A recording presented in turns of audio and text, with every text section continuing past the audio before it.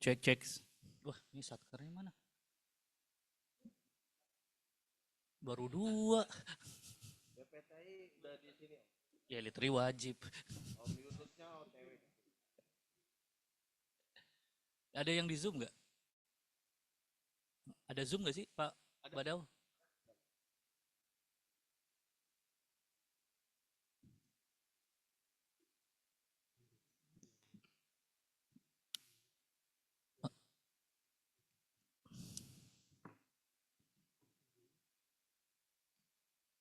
Baik, di Zoom ada satker lain kah? Belum ya? Mas Putra mojok aja di ujung.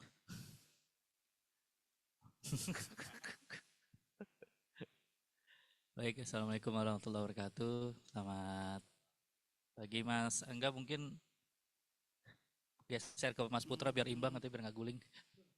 Tapi di depan, row depan. Mau di samping saya juga boleh.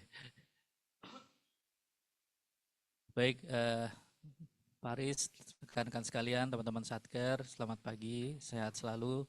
Jadi seperti biasa, tim military, tim Google diundang kah hari ini? Enggak ya? Ya, jadi hari ini kita identifikasi layanan public cloud Paris seperti biasa tiap bulan kita rutin.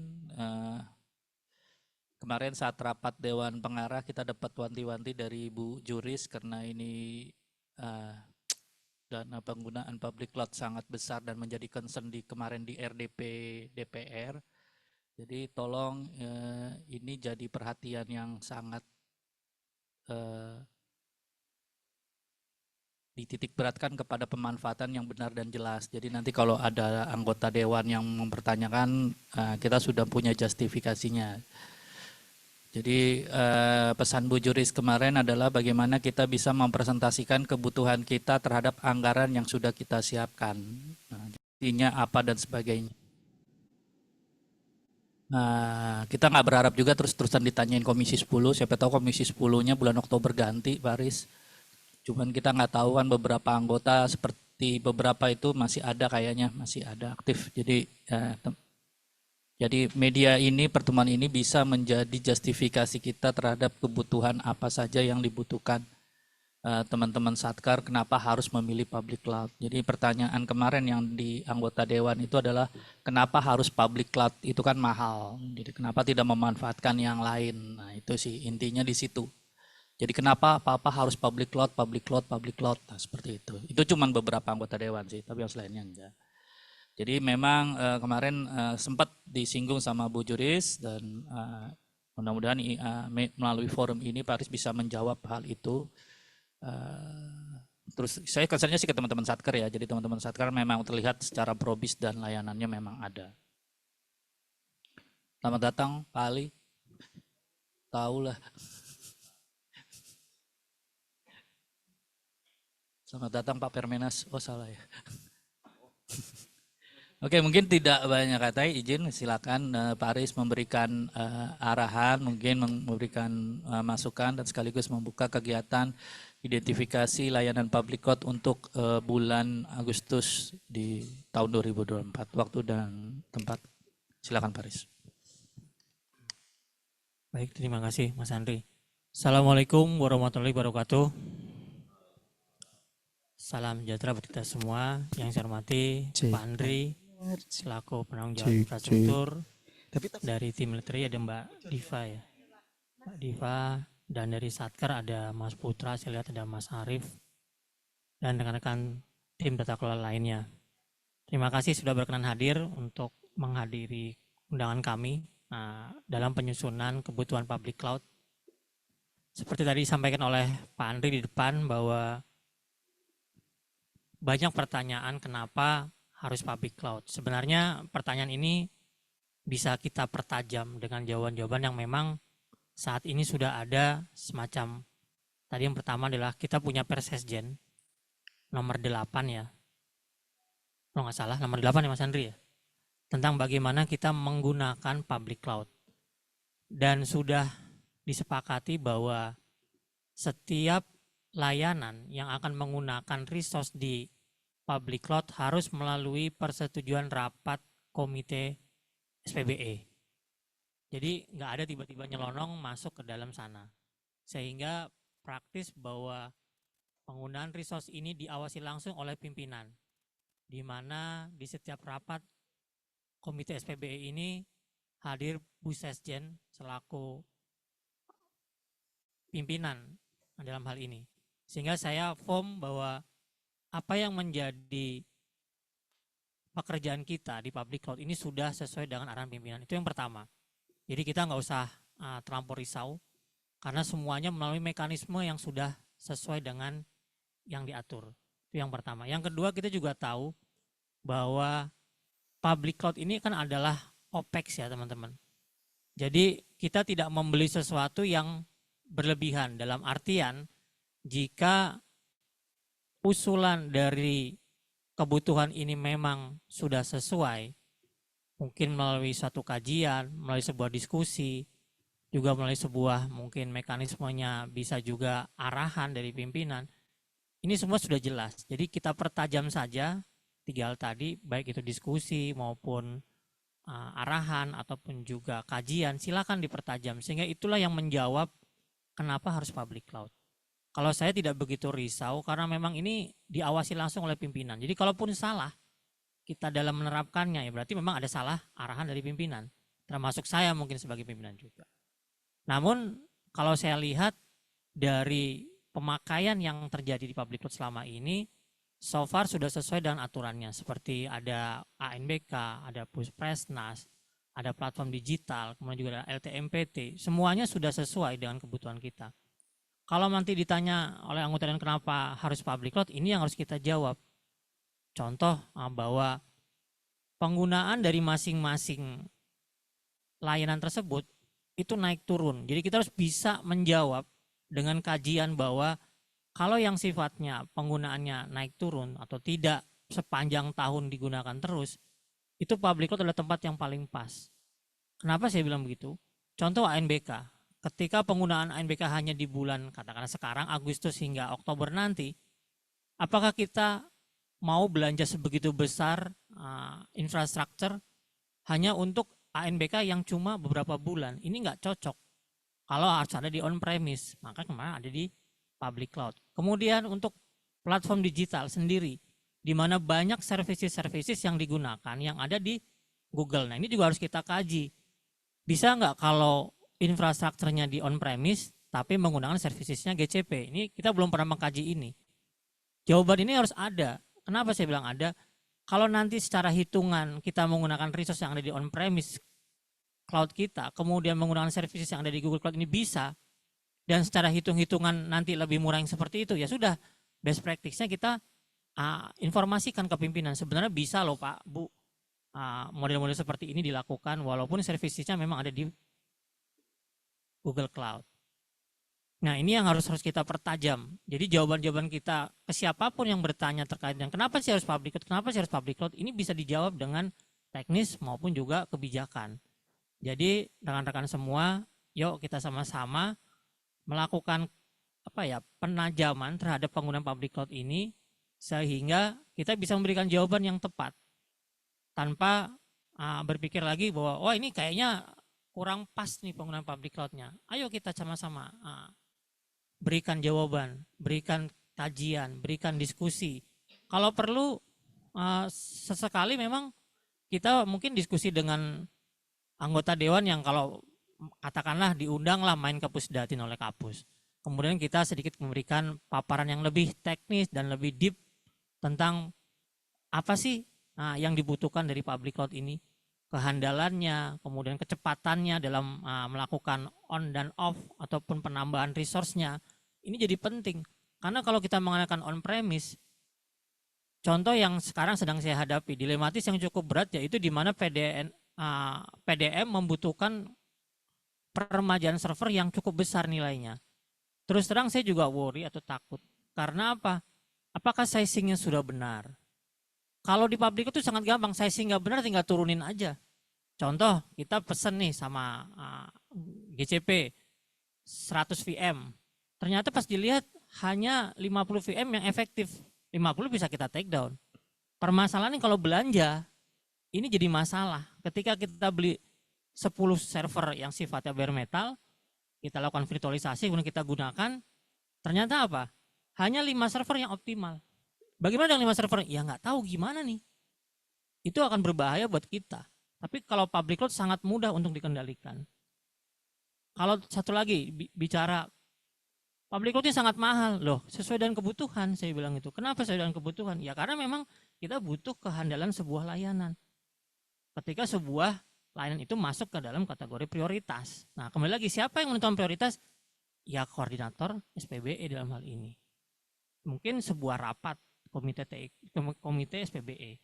Jadi arahan juga beberapa hal tentang teknis penggunaan public cloud ini harus kita bisa sampaikan. Jangan sampai kita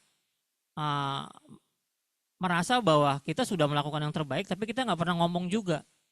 Ini yang bahaya juga. Ketika kita nggak pernah speak up, apa yang kita kerjakan, mereka nggak tahu. Akhirnya kita di-blame bahwa kita salah dalam penggunaan public cloud ini. Saya nggak mau seperti itu. Jadi kita buat saja, Mas Andri nanti kajian-kajiannya, kemudian juga rekan-rekan semua nanti yang menggunakan public cloud ini bisa lebih wise lah dalam meminta resource dan penggunaannya. Dan terus terang saya juga minta Elitery dalam hal ini membantu kita memonitor penggunaan dari setiap server yang di public cloud ini. Jadi kalau ada server-server yang tidak aktif ataupun mungkin utilisasinya rendah, ini segera disampaikan. Sehingga diskusi-diskusi seperti ini bisa berlangsung mungkin setiap hari, setiap bulan. Jika melihat ada beberapa hal yang memang merisaukan, ayo kita cari jawaban. Jangan ditunggu sampai lama, sampai 1 tahun. Nanti BPK masuk, BPK melihat, BPK menyampaikan ke anggota dewan, akhirnya kita salah. Ini juga jadi satu permasalahan tersendiri ya buat kami. Ada satu lagi yang sedikit menggelitik ya di saya sendiri secara pribadi. Pak Yusuf selaku pembantu PPK menyampaikan bahwa dari penggunaan ataupun penagihan yang dilakukan oleh tim dari Elitery, ada satu hal yaitu terkait dengan support lokal. Ini kembali lagi, tolong support lokal kita pertajam lagi di sini. Dalam hal ini apa sih yang dilakukan oleh support lokal? Kenapa penting adanya support lokal? Itu harus dijawab. Jangan dibiarkan mengambang sehingga akhirnya menjadi pertanyaan BPK berkali-kali, bertahun-tahun. Sampai tahun ini pun masih terjadi. Ini yang saya perlu pertajam bahwa coba kita buka deh dokumen yang ada di mungkin rekon ya, di mana ada laporannya. Seperti apa sih laporan dari support lokal ini? Apakah memang support lokal ini satu hal yang urgensitasnya sangat membantu kita dalam melaksanakan penggunaan public cloud ini? Ini juga jadi pertanyaan, walaupun tidak begitu besar ya penggunaan, tapi bolak-balik setiap tahun jadi pertanyaan. Jadi saya juga ingin tahu di hari ini nanti mungkin dari Mbak Diva bisa menyampaikan seperti apa sih support lokal yang dilakukan teman-teman Elitery ini. Dan satu lagi juga services yang ada di marketplace-nya Google. Ini juga harus dipertajam lagi. Kenapa sih kita menggunakan pihak ketiga dalam hal ini? Apakah memang servicesnya ada di sana, dan urgensitas kebutuhannya juga nanti kita sampaikan seperti apa, contoh seperti kayak SendGrid. Nah, pertanyaan-pertanyaan saya seputar services pihak ketiga, kemudian support lokal, dan satu lagi terkait dengan usulan dari rekan-rekan semua dari satker lainnya dalam penggunaan public cloud ini. Mungkin itu saja Mas Andri untuk arahan pagi hari ini. Monggo silakan dilanjutkan.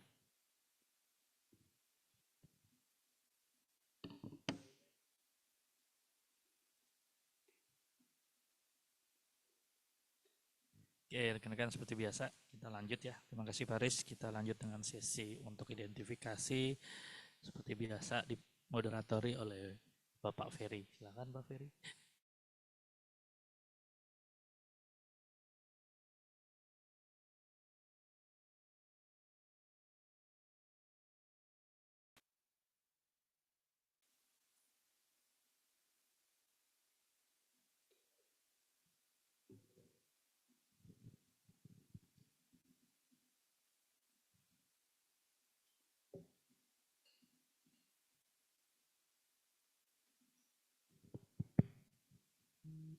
Baik, terima kasih Pak Aris, Pak Andri. Rekan-rekan semua, kita lanjutkan untuk kegiatan pagi hari ini terkait kebutuhan public cloud di bulan Agustus. Satker yang sudah hadir dari Pusmendik, BP3, Puspres, BPTI, Dikti, ada nggak Mas Taka?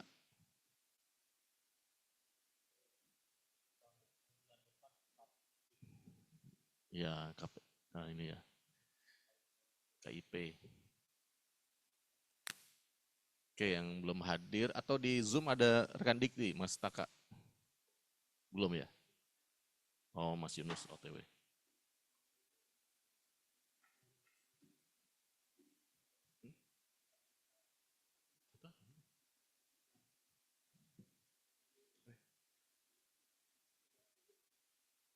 Oh, panjang banget.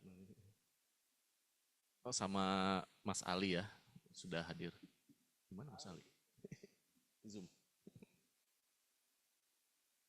Oke, kita lanjut saja, rekan-rekan semua. Mungkin ini ada Satker pengampunya dulu ya. Dari Pusmendik, silakan, Mas.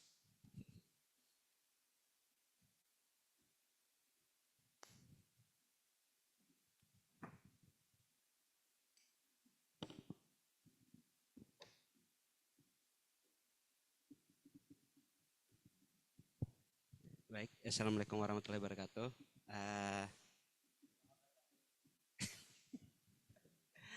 Terima kasih.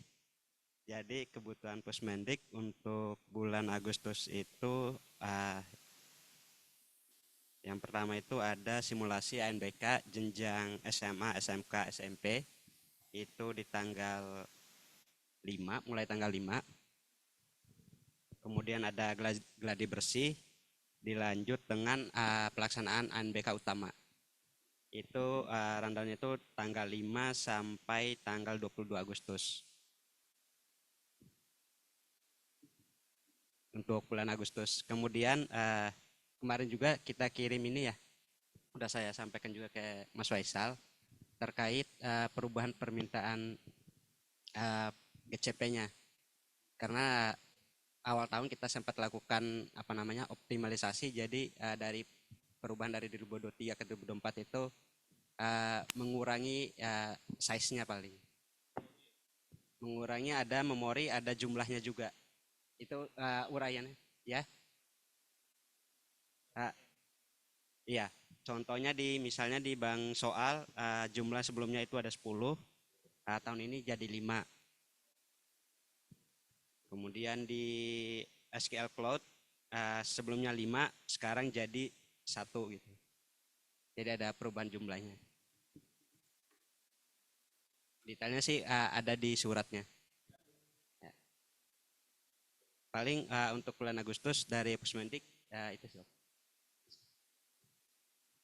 Mungkin ada tambahan dari. Saya sih mau nanya bukan nambah. Ini terkait perubahan yang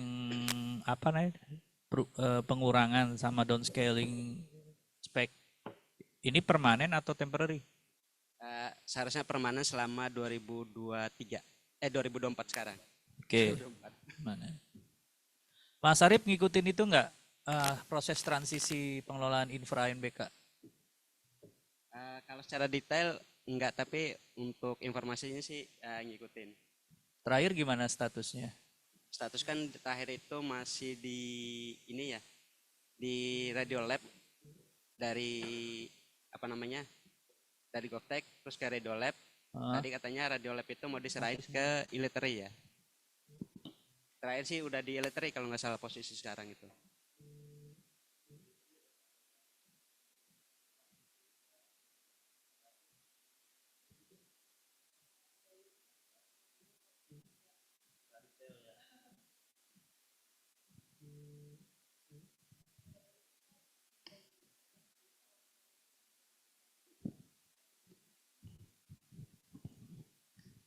Ya, izin menambahkan. Jadi kalau dari tim Eliteri terkait yang ANBK ini lebih ke monitor di grup dulu ya sekarang Pak Andri, Pak Ferry.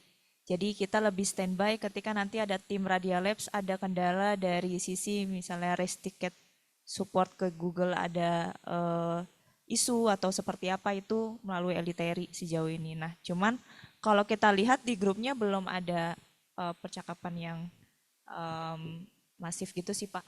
Masih persiapan-persiapan. Tuh, Pak Ferry. Mungkin informasi lagi ya untuk Mas Arief, berarti tanggal 5 sampai 25 itu full ya untuk ANBK ya? Jadi pelaksanaannya itu 5 sampai 8 itu simulasi, Oke. kemudian 12 sampai 15 itu gladi bersih, kemudian 19 sampai 22 itu pelaksanaan NBK jenjang SMA, SMK sederajat. SMA dan SMP sederajat. SMK. Oh, SMK. Oke.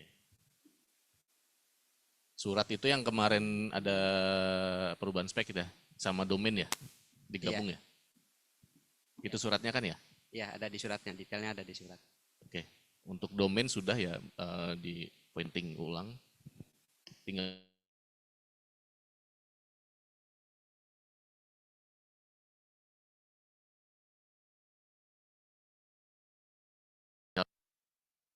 tadi ya Mas Arief ya, ke Literi. Siap. Berarti ya kita udah mulai meningkat nih pemakaian Rusmendik khususnya ANBK, dan Agustus September berarti SMP-nya. Oktober SD yang paling besar.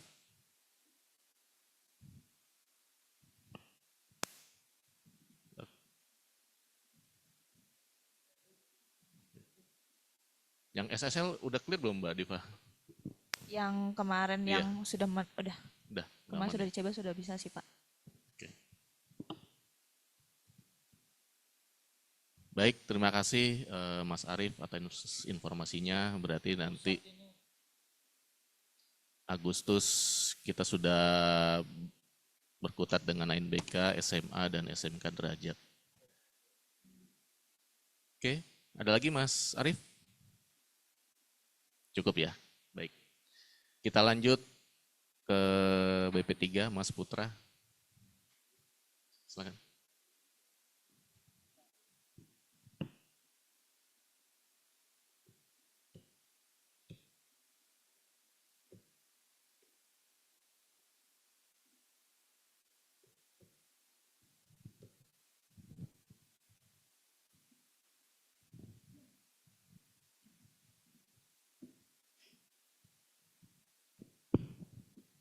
Baik, terima kasih. Selamat pagi. Assalamualaikum warahmatullahi wabarakatuh. Izin menyampaikan untuk penggunaan public cloud untuk BP3 di bulan Agustus ya. Untuk bulan Agustus ini kemarin kami sudah bersurat untuk permintaan penyediaan infrastruktur di GCP untuk nanti pelaksanaan yang akan dilaksanakan di bulan Agustus dan September mungkin sekalian ya. Jadi karena ini satu rangkaian seperti itu. Yang pertama yang pertama sudah kami sampaikan di pertemuan sebelumnya, yaitu adalah pelaksanaan survei kebinekaan. Survei kebinekaan ini layanan yang kita laksanakan tiap setahun itu bisa 3-4 kali tergantung dari permintaan dari Dikti, itu untuk mahasiswa mengajar. Ini sejumlah 30.000. Ini nanti pelaksanaannya ada di tanggal 6, 7, 8 Agustus. Ini sudah kita request di pertemuan sebelumnya. Lalu untuk persiapan selanjutnya adalah yang PPG, di mana PPG ini informasi baru semalam ini masih baru semalam kami terima untuk yang piloting PPG Daljab. Piloting PPG Daljab yang semula awalnya 60.000, semalam diputuskan 90.000 peserta. Jadi menambah lagi untuk jumlah pesertanya. Di mana untuk PPG Daljab ini nanti selain ada ujian tertulis yang menggunakan aplikasi AN, nanti juga ada untuk uji kinerja. Uji kinerjanya menggunakan aplikasi yang kita kembangkan dan sudah ada di GCP juga. Lalu ada tambahan lagi, Mas Ferry izin, terkait untuk yang PPG Daljab piloting ini nanti ada diminta dari Ibu Juris kemarin itu ada simulasinya. Simulasinya jadi yang sudah selesai melaksanakan pembelajaran di PMM di platform Merdeka Mengajar bisa melaksanakan simulasi terlebih dahulu sebelum melaksanakan ujian tulisnya. Untuk platform simulasinya juga sudah kita siapkan menggunakan yang SPH yang sudah ada. SPH karena ini terlalu resource-nya cukup ya, kami rasa cukup. Nanti mungkin untuk teknisnya, untuk yang SPH ini di project SPH ini akan kita pecah menjadi dua. Satu untuk layanan yang PMM, yang untuk yang running sekarang, lalu akan kita pecah lagi untuk yang layanan simulasi untuk PPG Daljab. Nah, nanti untuk pemecahan ini kita perlu merequest lagi untuk bucketnya. Kemarin sudah kita diskusikan di pertemuan minggu kemarin di kegiatan kami bahwa nanti kita akan merequest untuk bucket keperluan simulasi PPG Daljab ini yang nanti akan terhubung dengan aplikasinya PMM. Lalu selain untuk simulasi juga untuk pendaftaran. Untuk pendaftaran sendiri rencananya runningnya itu di tanggal 26 Agustus, ini berarti berbarengan dengan simulasinya. Jadi untuk skemanya adalah mahasiswa PPG Daljab yang sudah menyelesaikan pembelajaran bisa melakukan pendaftaran di aplikasi kita, lalu bisa melakukan simulasi. Dan kalau dari arahan pimpinan diharapkan tidak banyak username dan password yang banyak dashboard lah istilahnya, banyak username dan password, maka kita nanti menyepakati login-nya bisa membuka di lamannya PMM, lalu ada semacam link atau tombol untuk diklik lalu diarahkan ke simulasinya. Jadi ini yang saat ini masih kita komunikasikan dengan tim PMM terkait dengan komunikasinya seperti apa dan nanti jalurnya seperti apa, alur datanya seperti apa. Tapi untuk semuanya sudah bisa, mudah-mudahan di bulan ini sudah bisa berjalan seperti itu. Ini terkait dengan aplikasi uji kinerja, pendaftaran, lalu dengan simulasi yang nanti untuk layanan PPG Daljab sejumlah 90.000 peserta yang piloting. Ini baru yang Daljab. Nanti di bulan depan rencananya Daljab ini sasarannya dari 500.000, tapi untuk piloting ini baru 90.000 dulu. Lalu untuk yang Daljab ini rencananya ujian tertulisnya itu di tanggal 21 September. Jadi masih bulan depan. Tapi untuk simulasi dan untuk pendaftarannya kita running mulai di bulan Agustus, seperti itu. Mungkin seperti itu untuk update dari BP3.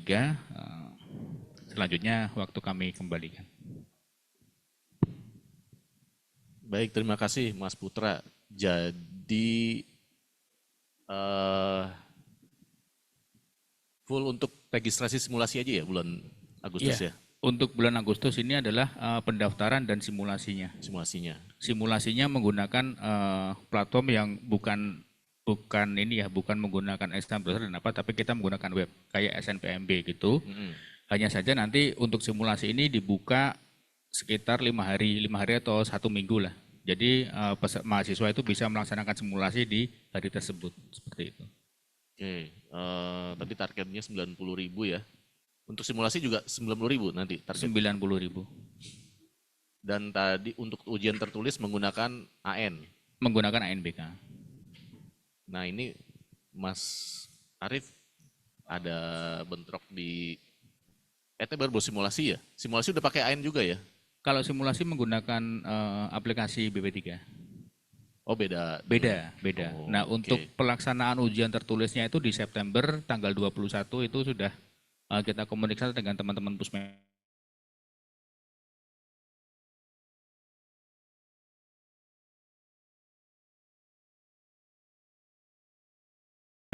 timnya Mas Arif bisa support ya aman.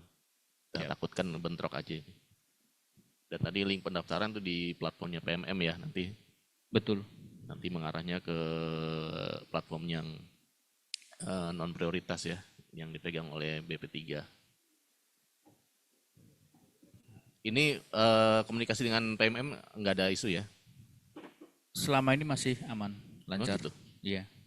Kenapa? Kita langsung no issue ya. Jadi langsung komunikasi dengan tim teknisnya. Ada Mas Angger di situ yang kita intent teknis komunikasi terkait alur mekanisme datanya seperti apa dan bagaimana. Dan dikawal dengan Direktorat PPG juga. Oke, aman. Dan spesifikasi yang kemarin tuh ya, yang surat Spesifikasi yang terakhir. kemarin, betul. Mbak Adifa yang BP3 udah di approve ya? Udah di create. Yang kemarin ya Pak Iya. Putra ya? Ya sudah sih Pak, yang ada bersuratnya juga. Oke. List tiket. Berarti insya Allah untuk yang BP3 bulan Agustus no issue. Dan itu memang targetnya 90.000 dari total 500.000 ya rencananya. 500.000. Oke. Baik, terima kasih Mas Putra untuk informasi kebutuhan di bulan Agustus. Kita lanjut Mas Angga dari Puspresnas. Silakan.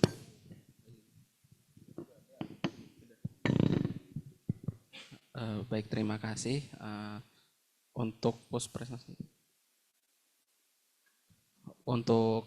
sendiri selama bulan Juli ini seperti yang disampaikan tidak ada banyak perubahan untuk penggunaan. Untuk beberapa server kemarin sudah kami request untuk dihapus. Ada 2 server yang dihapus karena sudah tidak digunakan.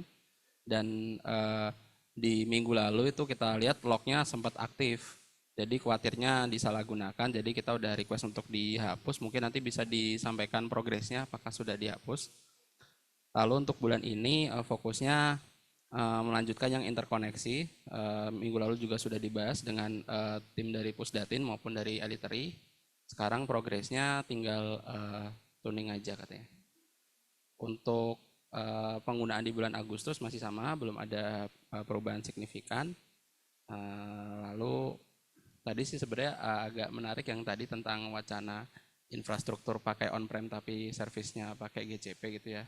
Nah sebenarnya kalau bisa itu mungkin bagus karena di beberapa aplikasi yang di Puspresnas gitu kita pakainya on-prem dan agak sulit juga untuk memonitoring seperti yang ada di public cloud GCP gitu. Kalau ada mungkin lebih bagus. Terima kasih.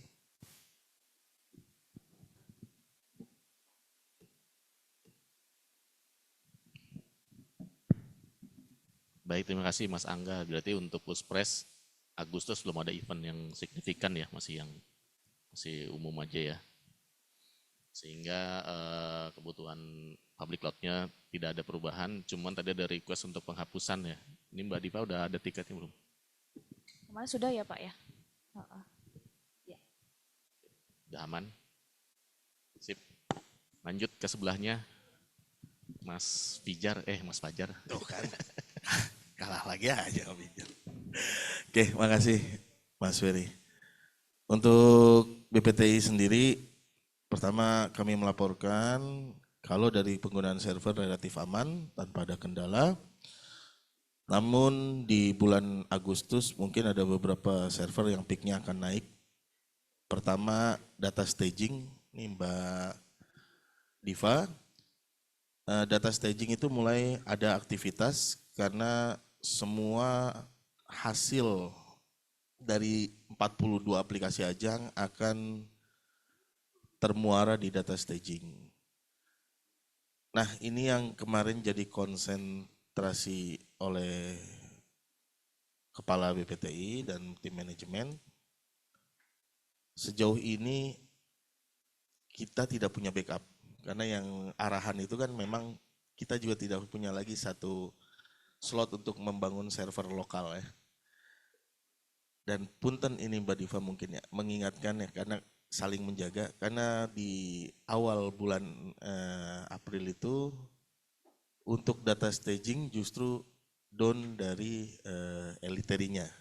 Masih ingat kan Mbak ya? Nah ini karena nanti bulan Agustus itu sudah mulai masuk semua data dan itu benar-benar menjadi lumbung datanya BPTI, kami mohon bantuannya melalui Pusdatin dan tim militeri untuk benar-benar mengawal dan kalau bisa memang ada backup atau cadangan.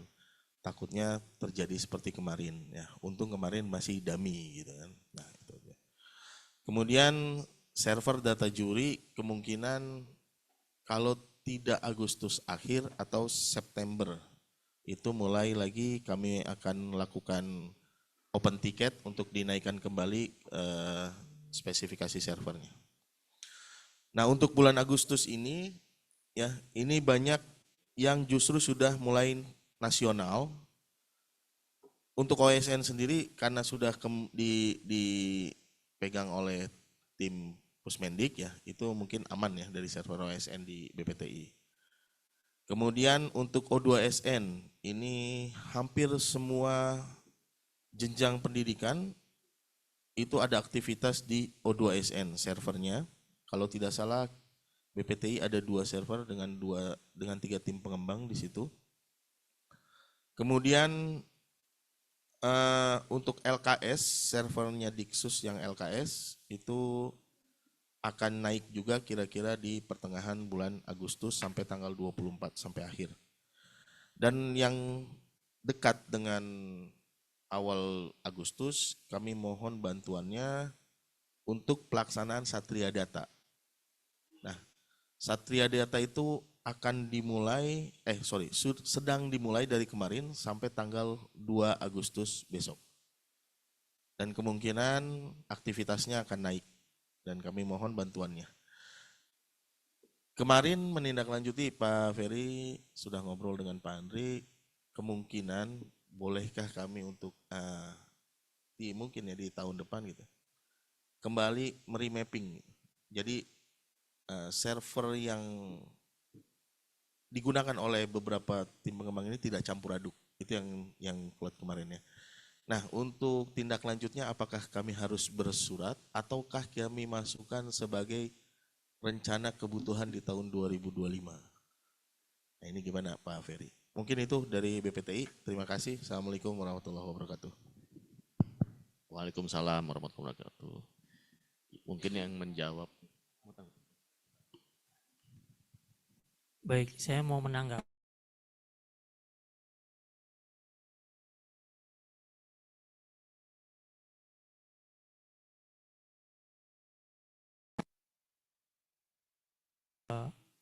Rekan-rekan dari Eliteri ya.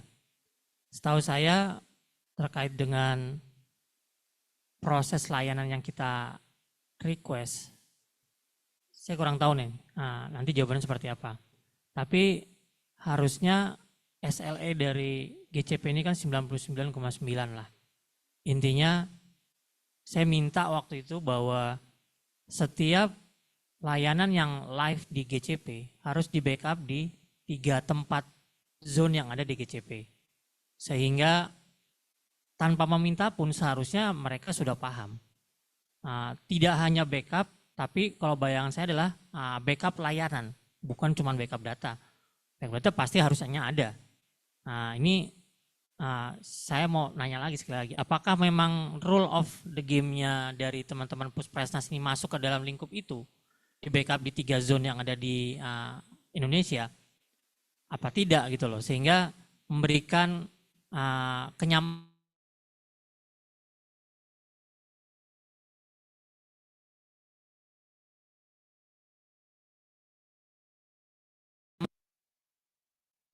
server yang di provide di GCP ini crash juga. Tapi seperti yang pernah saya dengar dari Mas Menteri pun bilang bahwa crash hard disk dalam sebuah layanan IT itu suatu hal yang wajar, dimanapun akan terjadi. Tapi backup dan up-nya layanan ini yang menjadi kehandalan IT. Intinya ketika memang layanan tersebut di backup di 3 zone yang ada di GCP, harusnya SLA-nya masih bisa pertahankan.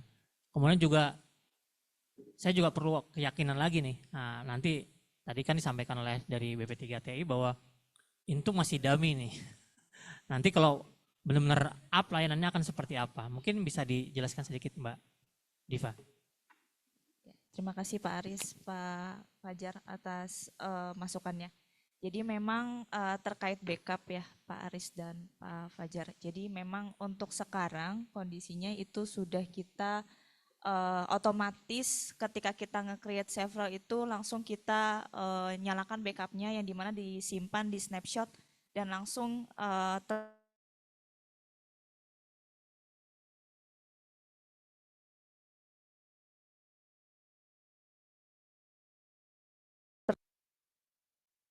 kita enable si service, kita deploy si service itu, kita lupa untuk membuat backup ya, seperti itu Pak Aris. Nah itu sebenarnya jadi lesson learned juga di internal kami, yang dimana sekarang jadi ada prosedur setiap kita create service itu harus enable dari backup itu sendiri Pak Aris.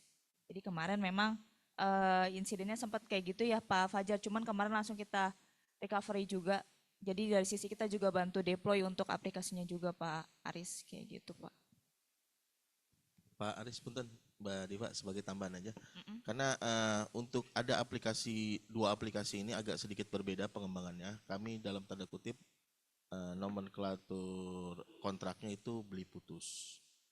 Oke, ya. Jadi kalau misalkan terjadi sesuatu gitu, ketika kami membutuhkan developer itu, maka harus ada support kontrak baru gitu. Jadi mohon dukungannya banget untuk yang data staging, terlebih yang data staging ini. Terima kasih. Atau ini Pak Fajar, kalau saran saya mungkin nanti sebelum event kita bisa load test dulu mungkin ya Pak Fajar ya.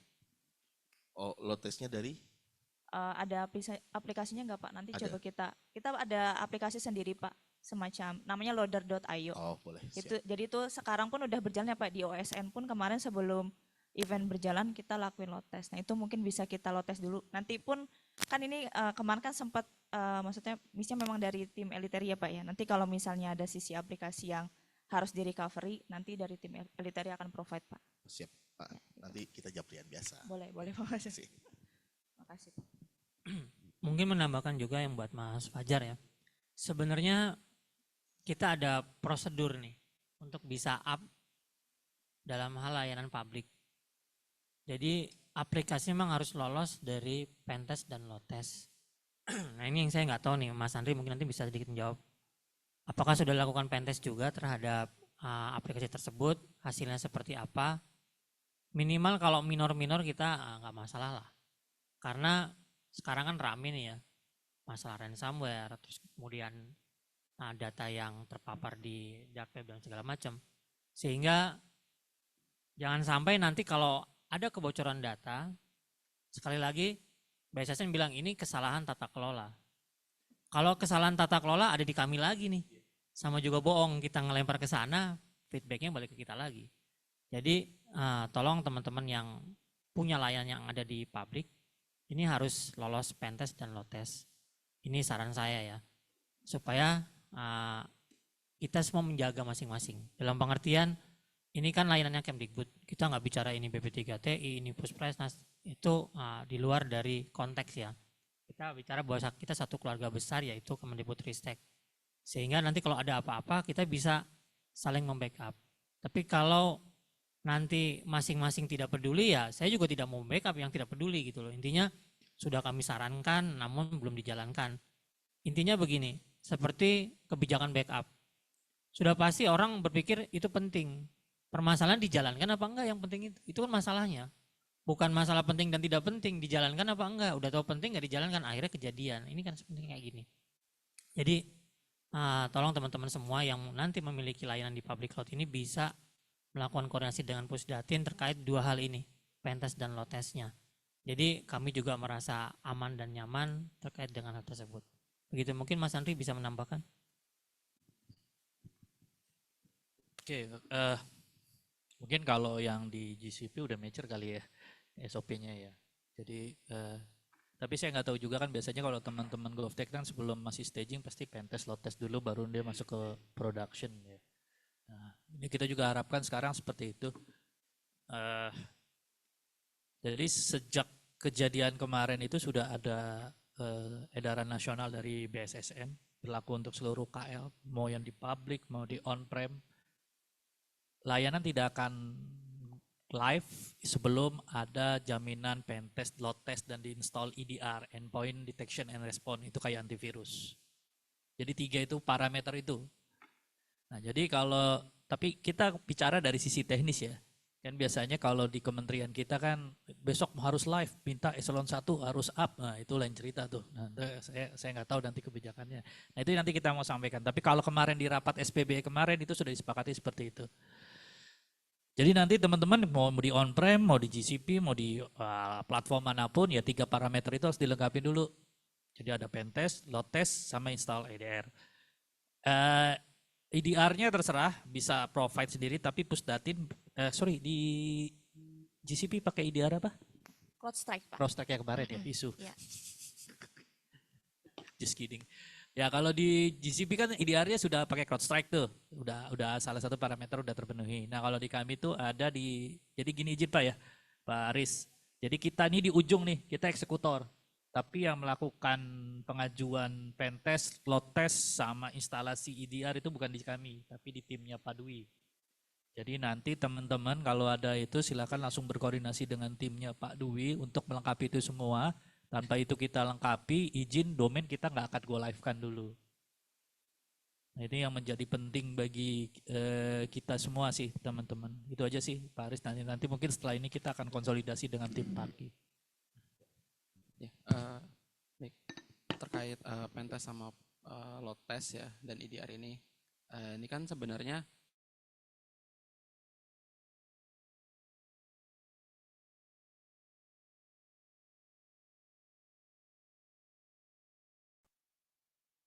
kalau yang sudah running go live ya biarkan dulu, tapi sambil berjalan.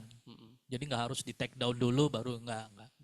Tapi yang pasti kan kalau di GCP sudah ada EDR-nya udah berlapis, malah EDR di dalam on-prem, terus di atasnya ada firewall lagi, ya pakai Armor ya, Cloud Armor. Jadi kita harapkan sih, saya lebih clear sih kalau yang di public cloud, yang di on-prem ini yang sebenarnya menjadi isu, bahkan yang di PDN pun menjadi isu. Ya, jadi kalau kejadian kemarin saya buka aja, kejadian kemarin tuh seakan-akan kita yang disalahkan karena tidak ada 3 parameter itu. Jadi kita jangan mengulang itu lagi maksud saya. Maupun di platform manapun, mau di on-prem, mau di public cloud ataupun di lain. Jadi sekarang ketakutan kita adalah lebih takut ransomware dibanding kerusakan hardware. Ya. Karena ransomware itu lebih gila dibanding kerusakan hardware. Saya lebih baik menghadapi kerusakan hardware daripada harus ngadepin ransomware. Enggak, beda. Kalau perangkat rusak, validasi keamanan data di backup masih aman karena kerusakannya perangkat.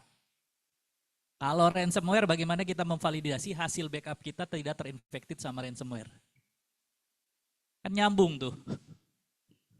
Berarti mau nggak mau kita harus ada restore point sebelum seminggu kejadian, sebelum terkena ransomware. Karena ransomware katanya butuh waktu seminggu. Kayak apa namanya? Ya masa apa namanya? Inkubasi lah. dari dia penetrasi, terus perlu action dari si user, terus melakukan di encrypt, jebret, itu nggak langsung sekaligus. Minimum seminggu. Nah itu bagaimana kita misalkan hasil backup kita juga clear, nggak ada backdoor. Nah itu yang menjadi PR. Makanya saya bilang lebih baik kerusakan perangkat, karena kita yakin di data yang kita backup aman, karena yang rusak hardware. Daripada ransomware. Seperti itu. Jadi ini, saya nggak tahu, di GCP pernah kejadian nggak ransomware? Ransom belum ya, yang kemarin yang besar itu yang kasusnya yang Puspresnas tahun lalu ya Pak, yang 2022.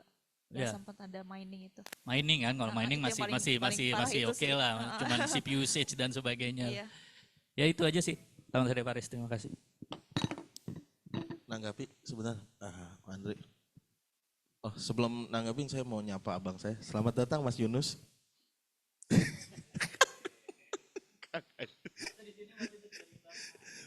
Saya nunggu Akang nih buat ngopi. Ya, ini berarti hampir ada 3 fase tahap kita untuk menjaga aplikasi ini mungkin kali ya. Secara dokumentasi atau kebutuhan ada clearance dari Pusdatin itu sendiri gitu kan. Benar nggak Pak Andre? Ya yang diminta kemarin itu clearance aplikasi dari Pusdatin itu. Entah itu penganggaran atau dari eh, kestabilannya atau seperti apa? Iya, maksudnya justru berarti kan ada 3 tahap kan, dari mulai penganggaran atau secara dokumennya gitu kan, dari Pusdatin gitu. Nah berarti kemudian dari load testnya dari Eliteri, dan yang tadi disebut ada GovTech, itu ranahnya sebenarnya seperti apa sih? Oh enggak, GovTech itu hanya sampling. Nah karena yang terjadi itu kadang nggak based on laporannya dari Eliteri, GovTech pun udah turun gitu kan. Dan saya dan saya pun sampai ke apa namanya? Sampai kita terpojokan dengan kata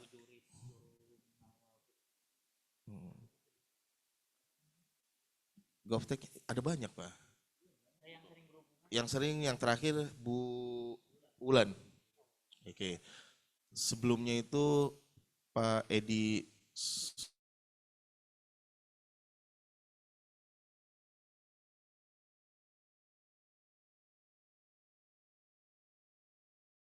sedikit masukan untuk melakukan clearance ke Pusdatin, dan itu yang menanyakan justru malah GovTech. Kalau terkait sebelumnya sebenarnya dari Itjen. Nah untuk itu gini maksud saya, supaya kita lolos dari apa ya, bukan lolos mungkin, supaya kita lebih tertib administrasi. Nah apa yang harus kita lakukan gitu loh, karena dari 42 aplikasinya BPTI untuk clearance alhamdulillah semuanya belum. Karena memang sudah on progress. Nah, memang sedang kami siapkan secara dokumen, ya kan, untuk target kita September atau paling akhir Oktober, dengan catatan ajangnya sudah selesai dulu. Kalau memang kita butuhkan laporannya dari sisi infrastruktur dan aplikasi, bisa kita gunakan. Nah, dari situ pun sebenarnya untuk step kedua load testnya di Eliteri, mungkin baru ada satu ya yang kemarin OSN itu ya, yang dilakukan. Selebihnya belum ada. Dan setelah itu masuk langsung ke ranahnya assessment dari GovTech. Sudah ada tiga aplikasi yang di assessment oleh GovTech.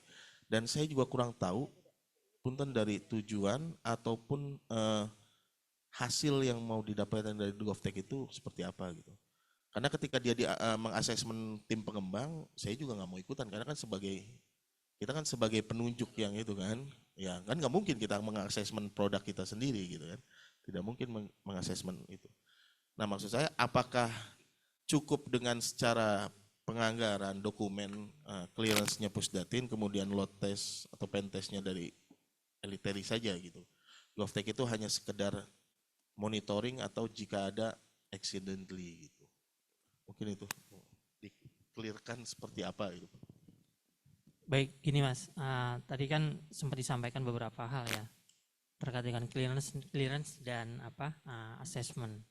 Jadi gini, semua yang masuk ke dalam lingkup platform prioritas ini, kalau bahasa directionnya, Bu Juris bilang bahwa nanti didiskusikan dengan GovTech. Intinya gini, sebenarnya GovTech punya kemampuan melihat apakah aplikasi tersebut sudah layak atau belum. Jadi kalau tadi dibilang tidak mungkin kita mengasesmen milik kita sendiri, itu terjadi di GovTech. Mereka juga sebelum kita minta dilakukan pentest di BSSN, mereka udah pentest dulu. Jadi mereka punya tim itu. Malah lebih gila lagi, GovTech itu ya punya beberapa hacker yang mereka minta untuk melakukan penetrasi terhadap aplikasi mereka. Ini yang menyebabkan kenapa beberapa platform yang kita minta dilakukan pentest oleh BSSN hasilnya bagus. Jadi memang mereka mencoba sendiri nih aplikasinya. Nah dalam hal ini kalau memang sudah turun perintah dari Bu Juris bahwa GovTech harus ikut terlibat dalam pengembangan aplikasi ini, ya memang mereka punya tusi itu. Jadi kalau mereka mau melakukan asesmen ya monggo-monggo saja karena memang perintah dari pimpinan. Namun hasilnya, nah ini kembali lagi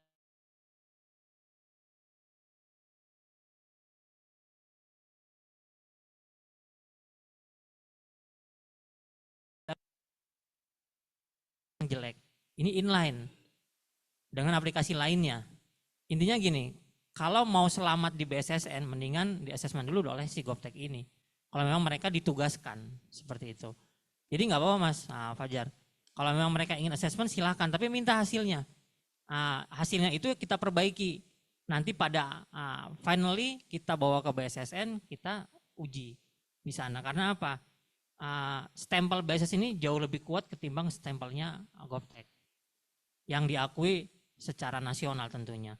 Sehingga kalau Pusdatin yang dipegang ya hasil pentest dari BSSN, bukan dari GovTech. Namun ini inline sebenarnya. Jadi jangan berharap juga di assessment oleh GovTech hasilnya jelek terus di pentest oleh BSSN hasilnya baik. Kayaknya nggak mungkin sih. Itu biasanya saya sudah beberapa kali melihat ya beberapa aplikasi milik GovTech yang mereka lakukan assessment, Pak ini udah kita assessment Pak, hasilnya udah bagus kok, minor-minor semua, sedang kita kerjain juga. Ya silahkan dibawa ke BSSN, ternyata hasilnya memang begitu. Mirip, identik lah saya bilang. Jadi kalau nanti diminta oleh pimpinan, udah di assessment aja sama GovTech, ya kalau saya pikir baik, nggak masalah juga. Cuma pendekatannya nih dengan Mbak Wulannya harus lebih enak nih dalam artian, Mbak tolonglah kita minta prioritas assessment duluan nih hasilnya kita dikasih supaya pengembang kami bisa melakukan perbaikan terhadap beberapa hal tersebut yang ada di aplikasi. Mungkin kurang lebih seperti itu Mas. Cuma komunikasinya aja dijalan lebih baik lagi nih dengan Mbak Wulannya.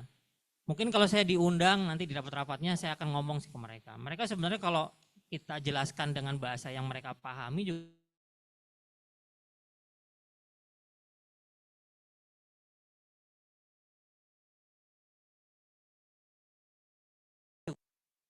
GovTech ini di luar dari lingkungan kita. Nah ini sebenarnya kita tarik aja mereka ke dalam sini untuk bantu kita, itu aja sih sebenarnya. Itu ya Mas Fajar.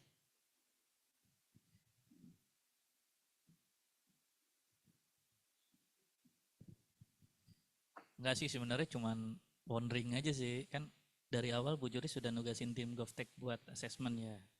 Buat ngawal yang sejak insiden kemarin itu ya. Betul, OSN. Nah, saya nggak tahu kebijakan di level di atasnya apakah dia ruang lingkupnya jadi semua atau apa. Nah itu dibalikan lagi ke pimpinan kayaknya. Jadi Mas Fajar harus tanya ke pimpinan apakah keseluruhannya harus di assessment juga. Nah itu kan ada baiknya juga nanya ke tim GovTech aja nggak apa-apa konfirmasi.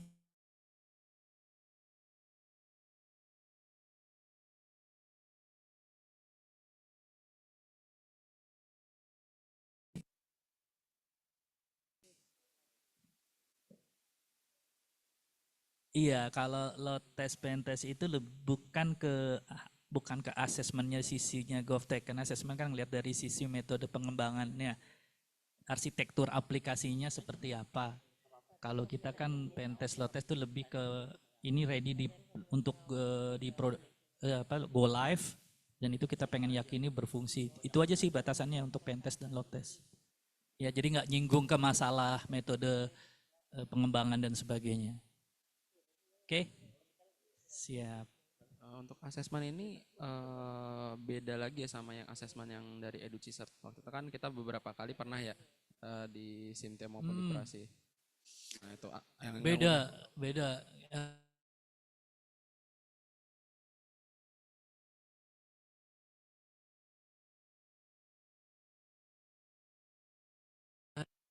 Ya kan, mereka akan ngecek itu semua, termasuk mungkin dari celah keamanan. Mereka akan memberikan informasi atau perbaikan. Itu pertama. Dari sisi efisiensi, efektivitas, ya mereka akan info. Kalau assessment EduCert lebih fokus ke keamanan security tok. Jadi security assessment itu salah satunya adalah memastikan bahwa tidak ada celah atau dari sisi keamanan yang menyebabkan layanan terganggu. Itu aja sih yang dia pengen lihat, maturity pengelolaan dari sisi pengelolaan server dan layanannya dari sisi keamanan. Pentest load test hanya memastikan layanannya itu mampu menangani sesuai dengan kebutuhan yang dibutuhkan teman-teman, plus tidak ada celah itu juga. Karena kalau pentest kan kita penetration test nih, ada celah nggak bisa masuk ke dalam server gitu kan, kalau nggak ada ya sudah. Nah jadi saya pahamin kondisi teman-teman Puskesmas, banyak pihak yang masuk ke dalam area lingkup teman-teman baik BPTI maupun Puspresnas. Dari Pusdatin iya, dari GovTech iya gitu kan.